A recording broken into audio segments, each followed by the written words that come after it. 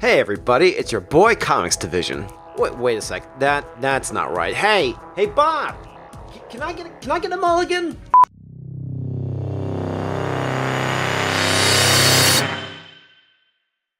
Hey true believers, Comics Division here. No, that's also not right.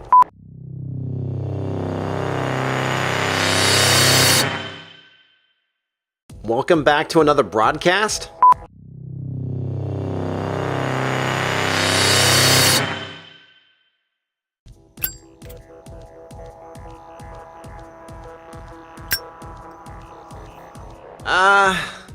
I'm pretty sure that's not it either. Don't panic. Just watch one of your previous videos. When was that, last month? Shit, really? Has it been that long? Alright, here we go. The Bernie Wrightson video. Alright, intro, good. Ah, that's how it went. Duh.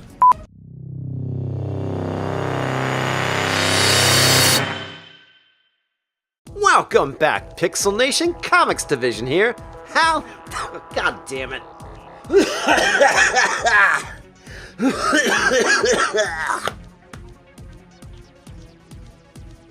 Mulligan. Welcome back, Pixel Nation. Comics Division here. How the hell are you? And yes, actually, that last fuck up was legitimate. I mean, I kind of turned it into a joke, but I actually really did start coughing. Because that's how things have been. So tonight, we're going to be talking about the Avengers, Gleaming the Cube. If you don't remember Gleaming the Cube, it's a really bad skating movie from the late 80s. Adults are predictable. They expect you to behave as though what you do today is going to have an effect on where you'll be in 30 years. I mean, it's ridiculous to think that there's going to be anything in 30 years. I don't know what's worse, you know? Being blown up in a nuclear war or having a 7-Eleven on every corner. Yep. That movie. I actually saw that in the theater, you know. Not proud of it. And I'll be honest with you, it's pretty fucking bad. But it's better than this book. It's like they dug up some writer from the 80s, and they didn't realize that it was 2018, and that was like the last thing they remembered how to write was, for the 80s. Because the dialogue is bad and cheesy, and quite frankly, terrible. It's kind of sad, actually. Speaking of terrible things from the 80s, this book is kind of a ripoff of Moonraker. It's, seriously, Ralph, I mean, do you realize it's 2018? Because I feel like you got hit in the head somehow. So anyway, Black Widow is infiltrating this organization called Lunar, Life Under Natural Authoritarian Rule. Yeah. Yep. So Black Widow springs into action, taking out the first bad guy, but decides to stop and then proceed to take off her disguise because, you know, that's what you do when you're about to kick the fuck out of a bunch of people. You take off the skin-tight outfit that is underneath your skin-tight outfit because, you know, it's not gonna take like 5 minutes to take off. And, you can't see the face of agony I'm making because of how fucking retarded this is. But it's there. I'm in so much pain right now.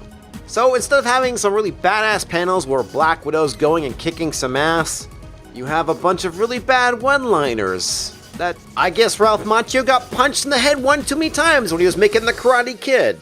Now here's another example of the dialogue that makes me want to go hang myself. Hey boys, I heard this intel months back about a lethal new organization called Lunar. They're planning on overthrowing the world's governments by taking out their militaries. Old story, new uniforms. So I did some digging, infiltrating the group, sabotaging it from within. Wearing their skin-tight uniforms over my skin-tight uniform. It puts the lotion on its skin. Now this all seems to be very paint by numbers explaining everything to the fucking audience. Cause Falcon's like, hey Panther man, isn't like vibranium from your country? And he's like, yeah Falcon, Vibranium's from my country. It's getting stolen all the time because apparently we have really shitty security. Because we really need to build that border wall to keep out those thieves.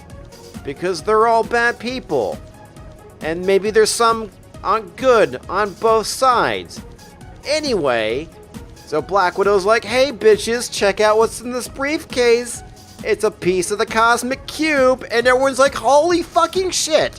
They have to go and stand up. Well, at least partially. I mean, look at that. It's like fucking stupid. So what's happening is Lunar is using vibranium and fragments of the cosmic cube to build super weapons, which they... Nice, I go and hit the microphone. Which they're gonna go use and take out the world's militaries. Just like this helicarrier here. Bang, zoom. Yay. How original. Storytelling's dead. Another fine example of lazy writing. This part cracks me up, if you think about it. They're wearing their uniforms underneath their spacesuits. I mean, come on. Do you really think they'll be able to walk? I mean, maybe with the exception of Black Panther, because magic vibranium armor? I don't know. And of course, Cap has a shield on the outside of his spacesuit. And I'm sure Falcon's wings are comfortably tucked in that spacesuit, not causing any kind of mobility issues whatsoever. No. Oh, and he's also wearing his goggles too, because that wouldn't be inconvenient. And Panther has his mask on. That's equally stupid. And how do they get into this lunar base? Get it? Because they're on the moon? And the organization's called Lunar? The Lunar Moon Base? The Lunar Base? Okay, I'm moving on now. Okay, so they slip in through an unguarded back door because that makes a lot of fucking sense. Let's put a back door in, leave it unguarded because, you know, at some point the Avengers are going to show up to ruin your plans because that's what happens in Bond movies. And clearly this is a Bond movie fucking ripoff. So after they manage to gain entry into the lunar base, what do? They take off their spacesuits for like 10 fucking minutes. Because I'm pretty sure that's how long it takes. No security systems, no guards, no nothing. Hey, no big deal, man. We'll get out of these bulky spacesuits that are skin tight. Because that's what happens when you're an Avenger or something. I love how they go and fucking spell out everything here. And Cap's like, hey, above, gun turrets, they're coming out of the ceiling. Panther, use your vibranium gauntlets. You know, they it's not like they didn't show it or anything, and he's like, the laser beams have been deflected, but the weapons continue to assault. Not for long, T'Challa. I'll throw my magic shield and blow them up. Hey, problem solved. It's a good thing destroying those lasers didn't trigger any kind of alarms or anything. Seriously, I'm only on page 12 and I really want to jump to the end of this book because, oh my god, it gets way worse. And I wasn't really sure you could get worse than this because this is terrible as is. Now, I'm not going to show it because it's really kind of fucking pointless, but like another turret pops up and Falcon uses his wings to blow it up, and finally some guards decide to show up. And of course, Black Widow goes and takes him out. You know, no big deal. I don't fucking care. I'm just moving on. Ah, crap. Cut on my cable. So Cap is like, hey, Avengers, assemble. Even though we're technically already assembled, and Falcon's like, I'm gonna fly through this corridor, which I'm pretty sure my wings are too big to fit through. It's cool, man. It's cool. So they finally show up, and the bad guys are all very casual. So Black Widow's like, hey, I want to take out Lady Stroganoff. And Cap's like, hey, Natasha, it's cool. No big deal. I'll fight this big brute, which I know I can take out with my shield with ease, because there's absolutely no tension in this story whatsoever. So Lady Stroganoff is all standing there like with her hands behind her back, all casual like, because, you know, it's just the fucking Avengers. They're not a real threat or anything. I'm pretty sure any good Bond villain at this point would be like calling for security and making sure the room fills with people with guns. I love this really, really terrible expression on her face as she's getting throat punched. Yeah, it's it looks fucking stupid.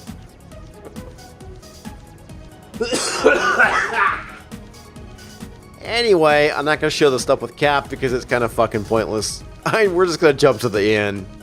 So this is like the best fucking part. You know how they go and defeat Lunar? Falcon flies Panther into the cannon and he drops his vibranium gauntlets to the fragments of the crystal skull or whatever. And apparently that's enough to sabotage it. So when Lady My Name Is So Fucking Russian, It Hurts Because It's Topical in 2018 goes and punches the button, it goes and causes the cannons to explode, giving our heroes enough time to run back to the Quinjet. Because it's not a big deal. There must be a slight delay in the explosion of the cannon. Oh, but here is the best fucking part. The creme de la creme of this story. So it ends with Black Widow saying this. Speaking of silence, you've been rather quiet, Cap, considering we just saved Earth from enslavement. So Cap responds back with, "Oh, I was just musing, Natasha. Perhaps under another circumstance, wouldn't it be the cause of rejoicing if all the world's weapons were destroyed?" Wow, suddenly this comic book's turning into an anti-gun PSA. So Falcon pipes in with, "Excuse me for saying, but isn't that just a touch naive, coming from a guy who's a living legend from World War II?" And Natasha's like, I agree. And Cap rebuttals with, "No one knows the horrors of a global conflict better than I do. And no one wants an end to a war more so than a man whose very purpose in life is to fight." And it reminds me of what John Lennon said. Imagine a world where all the people live together in peace. Oh, and it gets better, folks, as he looks at you, the reader, and says, "And that is a truly worthy dream to strive for, Avengers, and I'm a dreamer too." Now, I'm not really sure if that's a direct reference to John Lennon or whatnot, but it sure seems like a DACA reference to me.